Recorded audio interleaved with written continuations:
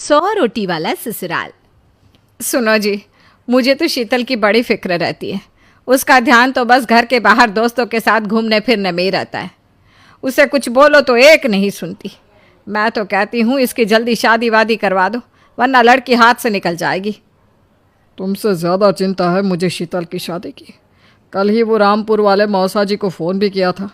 बता रहे थे एक लड़का है नज़र में, उनका अपना घर है और लड़का भी अच्छा है।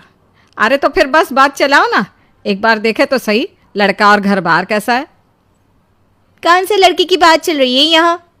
तुम्हारी शादी की बात चल रही है बेटी। अब तुम्हारी शादी की उम्र हो रही है तो लड़का तो देखना पड़ेगा ना। उफ़ो, मुझे अभी नहीं करनी शादी वादी।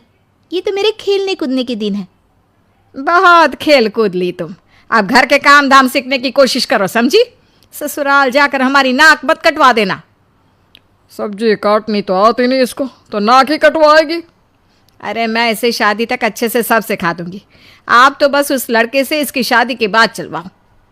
कुछ दिनों बाद कुणाल और उसकी माँ शीतल को देखने घर आते हैं। कुणाल दिखने में बड़ा ही स्मार्ट होता है, शीतल तो उसे देखती ही रह जाती है।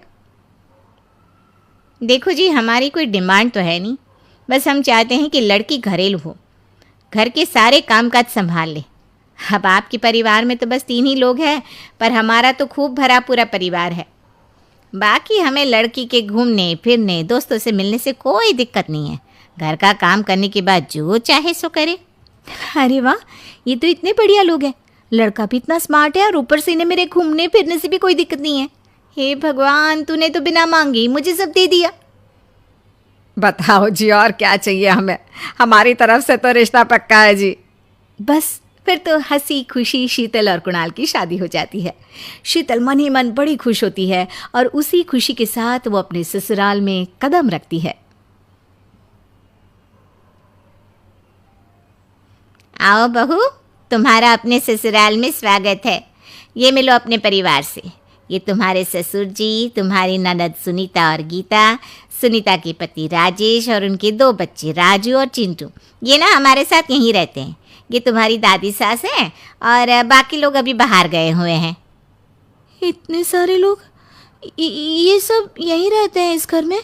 अरे अभी तो मेरे देवर देवरानी और उनके 3 बच्चे यहाँ नहीं है।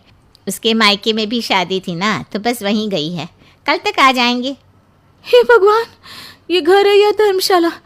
ये सब एक साथ इस घर में कैसे रहते हैं? मुझे तो पता ही नहीं था इनका इतना बड़ा परिवार है।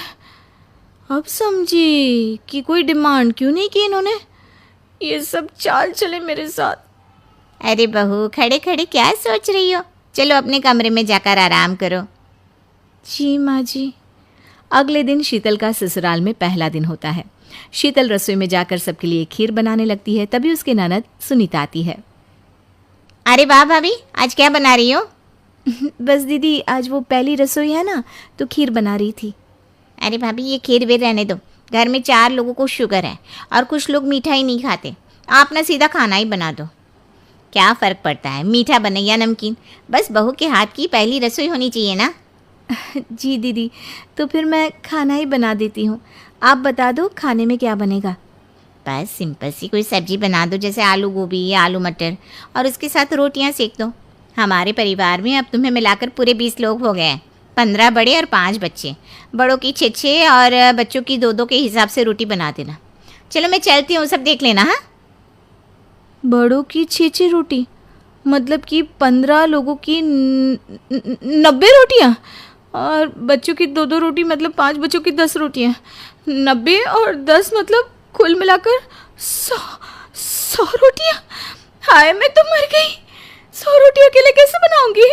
माँ, ये तुमने मेरी शादी कहाँ कर दी? शादी से पहले तो मैंने कभी 4 रोटी से ज़्यादा नहीं बनाई।